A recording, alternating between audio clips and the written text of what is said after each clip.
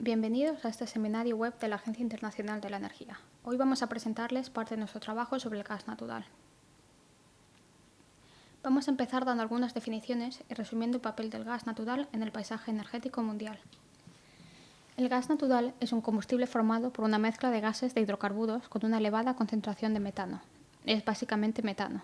Hace unos años se lo solía considerar como un subproducto residual de la producción petrolífera, pero en los últimos años se ha convertido en un combustible aprovechable cuya proporción en el mix energético mundial es cada vez mayor. Cuando hablamos de gas natural, las cantidades suelen medirse en volumen, de modo que empezaremos definiendo las condiciones para medir el volumen con el fin de utilizar valores comparables.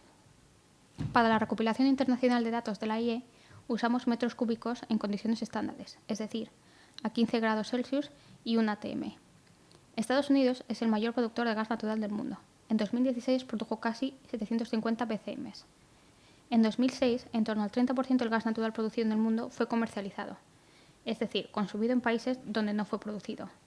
Este comercio de gas natural tiene lugar en forma gaseosa a través de gasoductos y en forma líquida a través de tanqueros de gas natural licuado. Rusia es el segundo mayor productor mundial de gas, suministrando casi un tercio del gas consumido en Europa en 2016. Por el lado de la demanda, a pesar de las múltiples aplicaciones de este combustible, su uso principal es la generación de electricidad y calor. El 41% de la demanda mundial de gas natural en 2015 provino del sector de la transformación. En los últimos 40 años, la demanda de gas natural ha aumentado considerablemente. Este crecimiento se debe en parte a que las emisiones por unidad energética quemada son más bajas en el caso del gas natural que en el de los demás combustibles fósiles. Emite un 50% menos de emisiones de CO2 que el carbón y en torno a un 30% menos que el petróleo por unidad energética quemada. Ya sabemos que la importancia del gas natural en el paisaje energético mundial ha aumentado, pero ¿cuál creen que fue la proporción de gas natural en la oferta total de energía primaria en 2015? ¿Poco más del 20%, 30% o 40%? Les damos unos segundos para reflexionar. La respuesta correcta es el 21,6%. Aunque la demanda de gas natural se ha triplicado con respecto a 1973, en 2015 el gas natural era la tercera fuente de energía después del carbón y el petróleo. En lo que atañe a la generación de electricidad, la proporción del gas en la producción mundial fue ligeramente superior a su proporción en la oferta total de energía primaria, del 22,9%. A escala nacional, la importancia del gas natural varía según los países, y así mientras la proporción del gas en la OPEP de la India y China es muy pequeña comparada con el promedio mundial, alrededor del 5%, la proporción de Japón, que importa como gas natural licuado prácticamente el 100% del gas que usa, asciende al 23%. Entre los mayores productores se registran proporciones más elevadas, un 30% en Estados Unidos, un 51% en la Federación Rusa y un 66% en Irán. Para obtener la información presentada en las diapositivas anteriores es preciso recopilar estos datos, y esta es una de nuestras tareas en la agencia. Pero antes de abordar nuestra metodología de recopilación de datos, tenemos que entender la cadena de suministro del gas natural. En primer lugar, el gas natural procede principalmente de la extracción de una mezcla de metano y otros gases de reservas subterráneas. Además, hay otros gases mezclados en el sistema de gas natural procedentes del petróleo, el carbón y las renovables, biocombustibles, por ejemplo. También recopilamos datos sobre la infraestructura, que conecta producción con consumo. Esto incluye las redes de transmisión y de distribución, las instalaciones para almacenamiento y las terminales de gas natural licuado. Por último, el gas natural es consumido en distintos sectores, como el sector de la generación de electricidad y calor en centrales eléctricas o el de la producción de calor para calentar locales y agua en los sectores residencial y comercial. Otra parte esencial de la cadena de suministro es el comercio. El gas natural puede importarse y exportarse a través de un gasoducto o licuado. Las flechas representan la interacción entre los flujos e infraestructura. Todo el gas natural producido o importado por gasoductos se mezcla en el sistema de transmisión. Las importaciones de GNL son regasificadas y generalmente inyectadas en el sistema de transmisión. Del sistema de transmisión pasan a la red de distribución, que tiene menos presión. La mayor parte de los consumidores de gas natural, pequeños y medianos, están conectados a esta red de distribución, y puede haber grandes consumidores conectados a la red de transmisión o a un terminal de regasificación. En cuanto a las exportaciones por gasoducto provienen del sistema de transmisión, mientras que las exportaciones de GNL provienen directamente de la terminal de licuefacción. Para equilibrar todo el sistema, las instalaciones para almacenamiento de GNL y del gas gaseoso interactúan con los terminales y las redes de transmisión y distribución. A continuación, vamos a ver algunos de estos elementos por separado. Si nos centramos en la producción, el gas natural puede extraerse de yacimientos petrolíferos, yacimientos de gas y minas de carbón. La concentración de metano de este gas bruto extraído no es muy elevada, de ahí la necesidad de tratarlo. Parte de este gas extraído es quemado o venteado, si no puede ser procesado o transportado a una planta de tratamiento de gas. Otros gases son reinyectados para reforzar la producción del yacimiento. El resto es transportado a una planta de procesamiento o a una planta de tratamiento de gas, donde se purifica para aumentar su contenido de metano. Este proceso es menos complicado que el procesamiento de petróleo crudo en las refinerías y consiste en separar el metano de otros hidrocarburos y en eliminar impurezas como el vapor de agua, CO2 y azufre. El gas resultante de este proceso de purificación se denomina producción comercializada, definición que usamos en la IE para cuantificar la producción. Además, clasificamos ese gas comercializable en gas asociado, si ha sido producido en asociación con el petróleo crudo, gas no asociado, si ha sido producido a partir de un campo gasífero, y gas de mina, si procede de las minas de carbón. En lo que respecta al comercio de gas natural, un aspecto que puede generar confusión es la distinción entre el GNL y el gas gaseoso. Es importante subrayar que ambos son exactamente el mismo producto, metano, y que la única diferencia es su estado físico. Para producir GNL, la temperatura del gas se reduce a 160 grados Celsius bajo cero. La razón de esta manera de proceder es que el volumen del GNL es 600 veces inferior al volumen del gas en estado gaseoso, lo cual reduce los costos de transporte en distancias largas. Aunque el mercado del GNL siguió globalizándose en 2016, los gasoductos dominaron el comercio de gas natural, con aproximadamente 2/3 del comercio mundial.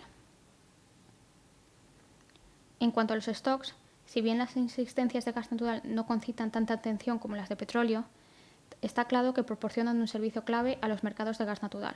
Por un lado, porque la demanda de gas natural es estacional. Tomando el ejemplo de los países europeos miembros de la OCDE, podemos ver que la demanda máxima en enero, superior a 60 BCM, representa el doble de la demanda en verano. Sería muy difícil para la oferta seguir esta demanda. Las existencias proporcionan la flexibilidad estacional necesaria, lo cual se traduce en una oferta más bien estable. Además de la flexibilidad, existe otro motor importante para las existencias de gas, la preocupación en torno a la seguridad del suministro.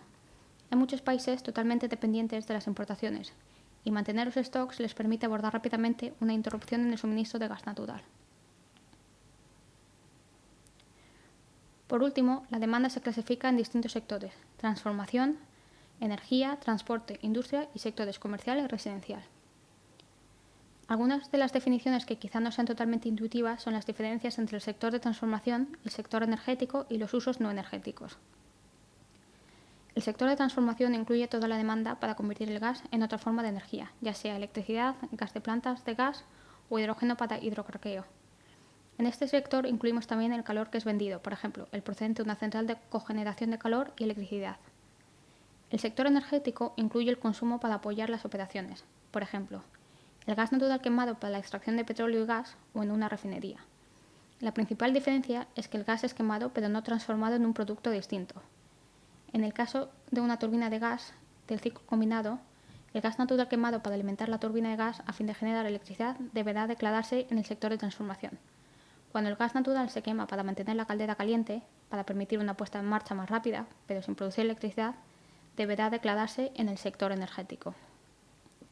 El uso no energético se refiere al gas natural usado como insumo para producir materias primas que no son productos energéticos. Este uso suele corresponder al subsector petroquímico. La recopilación y validación de datos no son operaciones fáciles, pero son esenciales para adoptar políticas y decisiones comerciales sólidas. El objetivo de un sistema de recopilación es tener datos detallados y fiables, y para ello necesitamos, primeramente, una base jurídica, la cual es proporcionada por leyes estadísticas y otras leyes y reglamentaciones nacionales. Es preferible que la declaración o notificación de datos energéticos sea obligatoria. Un acuerdo institucional. El marco legal crea una base necesaria, pero no suficiente, para las estadísticas energéticas. Es preciso establecer un acuerdo institucional para garantizar, recopilar y compilar estadísticas energéticas lo más eficazmente posible entre los miembros pertinentes del Sistema Estadístico Energético Nacional. un mecanismo de notificación y difusión adecuado, cuestionarios compatibles con los estándares internacionales, una red de contactos y un calendario acordado, por ejemplo. Debemos asignar recursos adecuados a la recopilación y procesamiento de los datos. También debemos revisar la metodología, anticipar y adaptar los cambios para satisfacer las necesidades nacionales e internacionales. Recopilar datos estadísticos tiene un coste. Hay que saber que a pesar de dicho coste, la falta de datos de calidad puede resultar finalmente mucho más costosa que la recopilación de datos y las actividades asociadas a ella. Es preciso encontrar un equilibrio entre el uso eficiente de los recursos y la recopilación de lo necesario. Lo necesario dependerá de las necesidades de los usuarios de los datos. Sin embargo, no será posible satisfacer todas las necesidades. Es importante observar los cambios del sector energético y limitar la recopilación cooperando con organismos gubernamentales relevantes. Los desafíos. A la vista del importante papel de las estadísticas energéticas, cabría esperar que la información básica en materia de energía esté disponible y sea fiable y oportuna. Pero esto no siempre es el caso, y hay varias razones que lo explican. La liberación de los mercados energéticos, por ejemplo, tiene dos impactos fundamentales en las estadísticas. En primer lugar, si en el pasado podíamos obtener información detallada a partir de una sola compañía de servicios públicos, ahora se necesitan cientos de encuestas a varios actores para tener una visión exhaustiva del sector. En segundo lugar, la competitividad del mercado conduce generalmente a cuestiones de confidencialidad, que hacen más difícil la recopilación de información básica. A esto hay que añadir los cambios en la estructura del mercado y la parte creciente de las importaciones de GNL en el comercio total, sin olvidar la falta de recursos y la rápida rotación del personal. La recopilación de datos es un proceso complejo y costoso. A continuación, vamos a presentarles los tipos de recolección de datos para las estadísticas energéticas. Primeramente, encuestas. Los países pueden recopilar datos apuntando a todas las unidades y población, los llamados censos, o usar una selección de unidades representativas de la población, la denominada encuesta por muestreo. Los censos son un ejercicio más costoso en tiempo y dinero, sobre todo en lo que concierne a la recopilación de datos de uso final. Hay dos tipos distintos de encuestas según las unidades de muestreo, encuestas a empresas y encuestas a hogares o residenciales. Se usan registros y o listas comerciales como marco de las encuestas. Hay que tener en cuenta estándares internacionales a la hora de diseñar los cuestionarios, por ejemplo, la unidad de medida o la definición del producto energético o flujo. Los datos administrativos. Los datos administrativos son datos recopilados con fines administrativos. Pueden estar en manos del gobierno o de una empresa pública o privada y reducir la carga que supone la encuesta, pero dependen de terceras partes. De ahí que sea necesaria la cooperación entre formuladores de políticas, administraciones y estadistas. A continuación, vamos a ilustrar posibles fuentes y tipos de recolección de datos para el gas natural. En general, existen dos grandes fuentes para obtener datos sobre el gas: las industrias o proveedores energéticos por el lado de la oferta y los consumidores de energía por el lado de la demanda.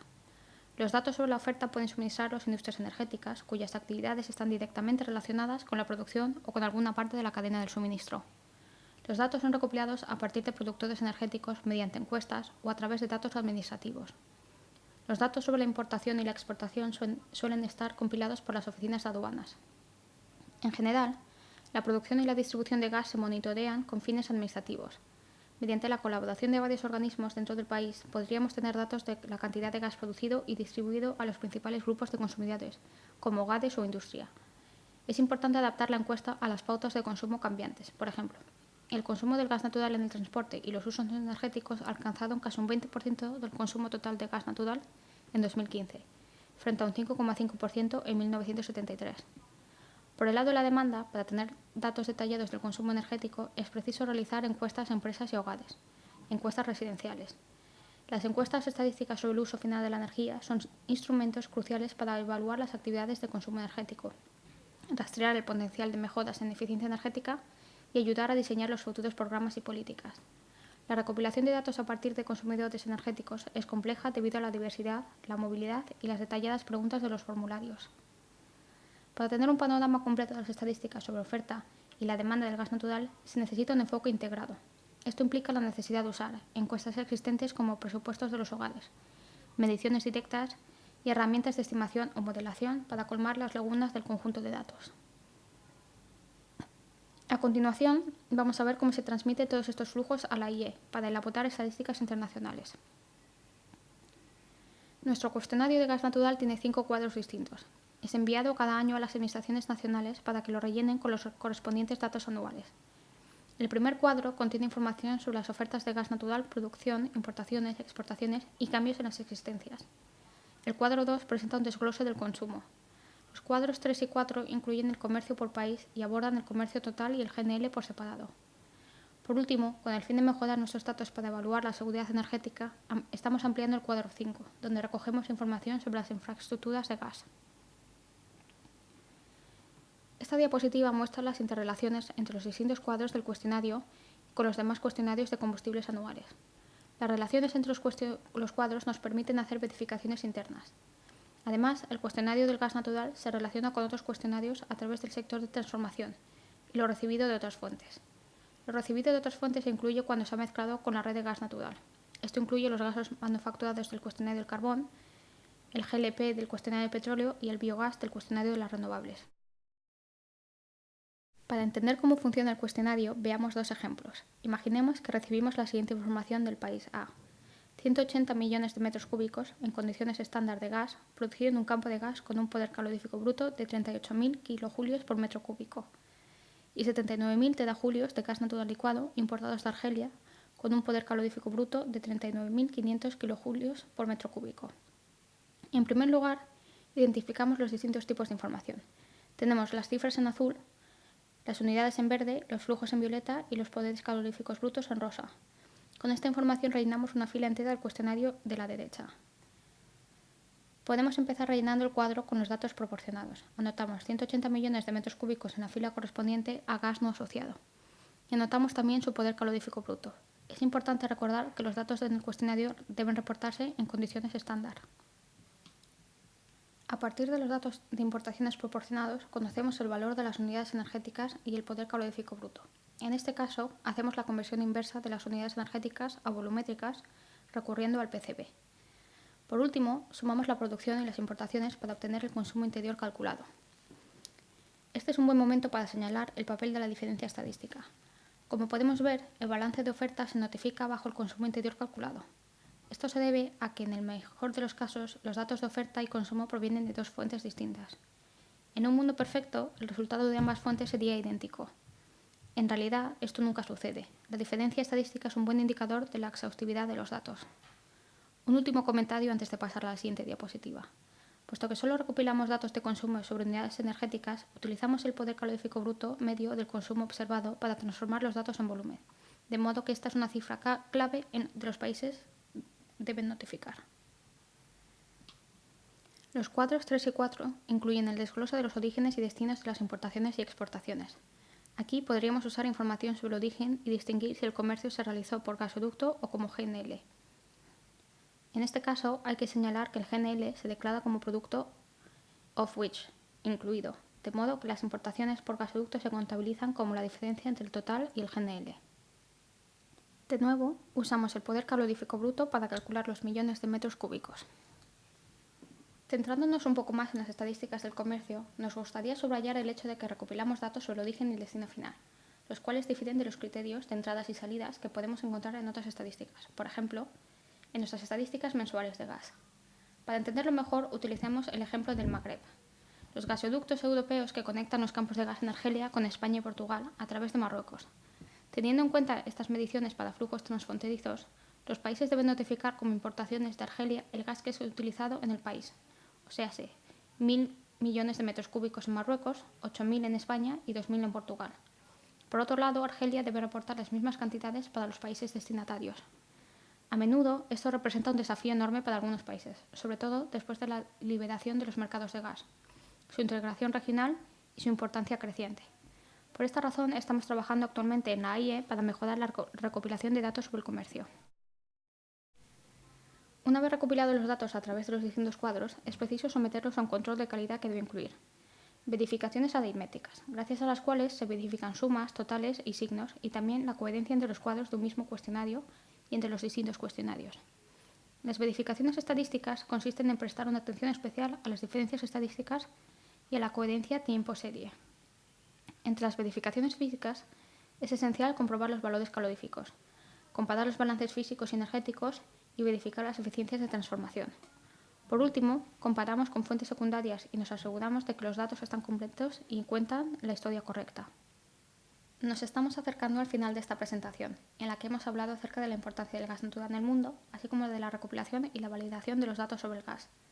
A continuación, me gustaría hablar de los diversos usos de los datos. Los datos recopilados por la IEA se utilizan de muchas maneras distintas. Fuera de la IEA, los datos son globalmente usados por gobiernos, académicos, investigadores, analistas, inversores y otras asociaciones. Los datos se usan con varios objetivos: para evaluar la seguridad del suministro, para comparar los resultados de los distintos países, para evaluar la eficacia de las políticas y, sobre todo, para adoptar políticas sólidas y tomar buenas decisiones comerciales. El uso más importante de los datos estadísticos sobre el gas es la publicación Natural Gas Information de la IEA. También se usan para elaborar los balances energéticos, calcular las emisiones de CO2 y los indicadores de eficiencia energética.